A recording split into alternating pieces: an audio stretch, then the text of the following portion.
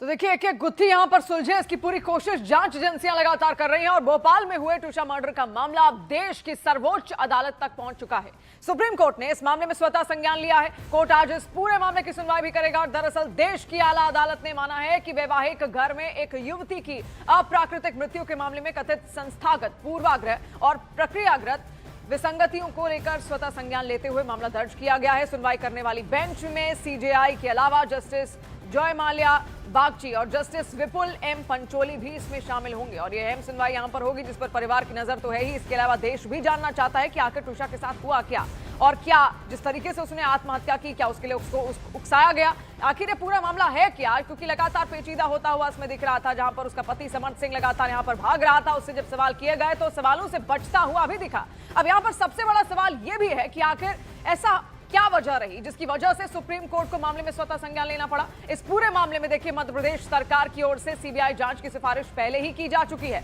बावजूद इसके supreme court की ओर से सुनवाई करने की पहल के कई मायने भी हैं जिसे समझना बेहद जरूरी है। देखिए दरअसल सुप्रीम कोर्ट रजिस्ट्री ने सीजीआई सूर्यकांत के सामने ट्यूशा शर्मा केस में स्वतः संज्ञान लेने की इजाजत का नोट रखा। नोट में कहा गया कि मामले की जांच निष्पक्ष तरीके से नहीं होने और जांच प्रभावित होने को लेकर सवाल उठ रहे हैं। ट्यूशा की सास के रिटायर्ड जिला जज होने की वजह से मीडिया रिपोर्ट्स, मामले में हुए घटनाक्रम और हाई कोर्ट की टिप्पणियों से यह धारणा बन रही है कि जांच पर न्यायिक प्रभाव पड़ सकता है। रजिस्ट्री ने यह नोट मीडिया रिपोर्ट्स और मामले से जुड़े अन्य गंभीर परिस्थितियों के आधार पर सीजीआई के सामने रखा है। नोट में ट्यूशा शर्मा की मौत से जुड़े मामले में मानसिक उत्पीड़न, दहेज की मांग और ससुराल पक्ष की न्यायपालिका से कथित करीबी के कारण संस्थागत स्तर पर मामले को दबाने के आरोपों का भी जिक्र किया गया है। नोट में यह भी कहा गया है कि 33 साल की कॉर्पोरेट प्रोफेशनल ट्यूशा शर्मा की 12 मई 2026 को भोपाल में ससुराल में हुई मौत को लेकर संज्ञान लेने पर विचार भी किया जाए।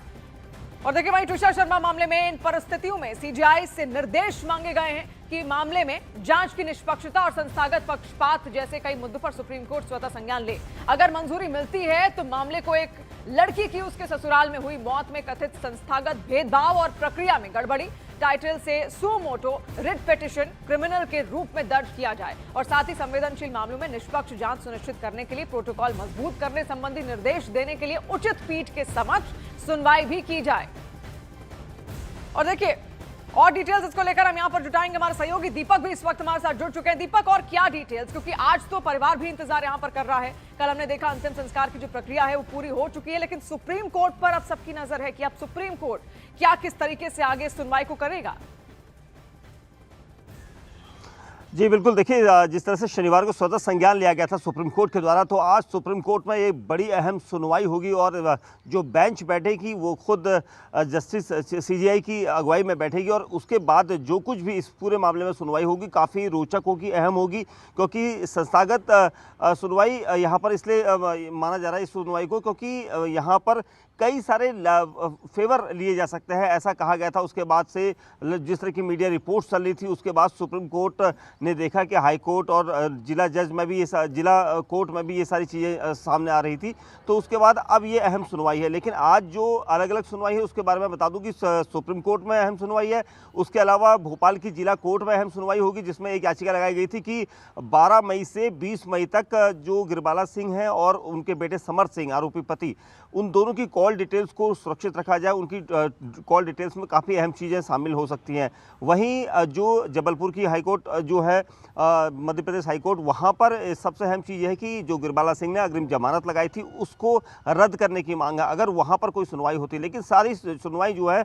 टिकी हुई है इस वक्त सुप्रीम कोर्ट की सुनवाई पर जो आज अहम होगी। उसके अलावा समर्थ सिंह, आरोपी जो समर्थ सिंह है, उसको अभी तक पुलिस उसके घर में क्राइम सीन पर लेकर नहीं गई है। हम लगातार 1-2 दिन से फॉलो कर रहे थे, तो अभी तक लेकर नहीं गई और अभी भी इसी थाने के अंदर उससे पूछताछ की जा रही है और कुछ ऐसे कॉन्टैक्ट नंबर जिनके संपर्क में वो था, किस उसने बातचीत की थी, कहाँ पर वो शेल्टर लेकर रुका था, ये सारे सवालों का जवाब यहीं पर तलाशा जा रहा है। और इसीलिए आज की जो अहम सुनवाई है अलग अलग कोर्ट्स में मानी सुप्रीम कोर्ट के अलग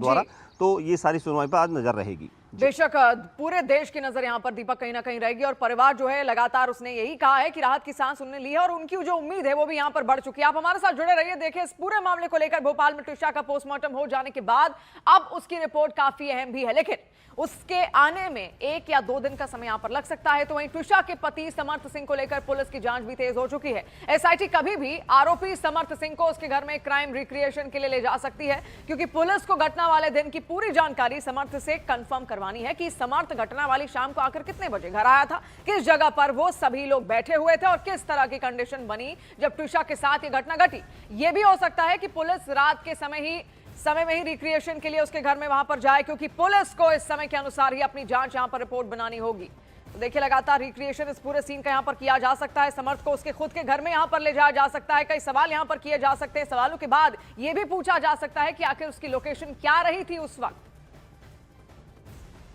और ट्विशा शर्मा हत्याकांड की जांच अब तेज हो चुकी है, जब जांच टीमें ऐसे कई सवालों के सिरे तलाशने में जुटी हुई हैं जिससे इस हत्याकांड की गुत्थी सुलझ जाए। आप देखिए संदिग्ध मोबाइल फोन और नंबर की तलाश भी यहां पर लगातार की जा रही है। क्या क्या वो अहम दस्तावेज और डिटेल्स यहां पर 10 दिन तक आखिर समर्थ ने मोबाइल फोन का इस्तेमाल किया, नहीं किया, कहां किया, किस तरीके से किया, मोबाइल से ट्रैक रिकॉर्ड और लोकेशन की जानकारी भी यहां पर आसानी से हासिल की जा सकेगी। इसके अलावा भी आप देखिए इस बात का भी पता चलेगा कि समर्थ ने किस किस से संपर्क साधा था इन 10 दिनों में। समर्थ की ओर से सबूत नष्ट करने को लेकर भी क्या जानकारी मिल सकेगी, उसको लेकर भी उसकी जो कॉल रिकॉर्ड्स है, इसके अलावा उससे सवाल किए जा सकते हैं। फिर कॉल डिटेल सामने आते ही समर्थ के मददगारों के नाम भी सामने आ जाएंगे कि इन 10 दिनों में आखिर कौन कौन से वो शख्स थे जिसकी ओर से इसको यहां पर मदद पहुंचाई जा रही थी। दीपक, सबसे अहम अब अगर कुछ कहा जा सकता है, देखिए सुप्रीम कोर्ट की सुनवाई पर तो सबकी निगाहें हैं, लेकिन समर्थ सिंह इन 10 दिनों तक वो कहां था, क्यों छिपा हुआ था, किस किस ने उसको पनाह यहां पर दी, क्या अपनी मां ग्रिबाला सिंह के साथ भी लगातार संपर्क में यहां पर था, क्या वही उनको आइडियाज दे रही थी। बहुत सारे सवाल हैं। तो आज क्या सीन रिक्रिएशन होगा और अब तक कितने सवाल समर्थ सिंह से यहां पर किए गए जिसके जवाब उसने दिए। देखिए जिस तरह से एक दिन पहले भी हमने लगातार बताया था कि समर सिंह से जैसे जैसे पूछताछ की जा रही थी तो कई सवालों को वो दरकिनार कर रहा था, यानी पुलिस को जो सवालों के जवाब चाहिए वो सवालों के जवाब उसके मुंह से नहीं निकल रहे थे। तो कहीं ना कहीं इसने एक अपनी जो मनोस्थिति है उसको काफ़ी मजबूत किया था इन 10 दिनों में, क्योंकि उसे बखूबी पता था कि पुलिस उससे किस तरह के सवालों का यहाँ पर लिस्ट लेकर बैठी है और कितने सवाल होंगे। तकरीबन 100 से ज़्यादा सवाल उससे पूछे जा चुके हैं इतने दिनों में। और सबसे अहम चीज़ ये कि वो कई सवालों को बिल्कुल उसने ना ही कुछ बोला और ना ही सहयोग किया, और इसी को लेकर पुलिस ने 2 दिन पहले कोर्ट में भी ये कहा था कि वो सहयोग नहीं कर रहा है, उससे जो भी पूछताछ में सवाल यहाँ पर चाहिए, क्योंकि पुलिस जानना चाहती है कि 10 दिन जब वो फरार था तो कहाँ पर वो रुका, किस मोबाइल फ़ोन नंबर के जरिए वो कांटेक्ट में था। क्योंकि यहाँ पर जिस तरह से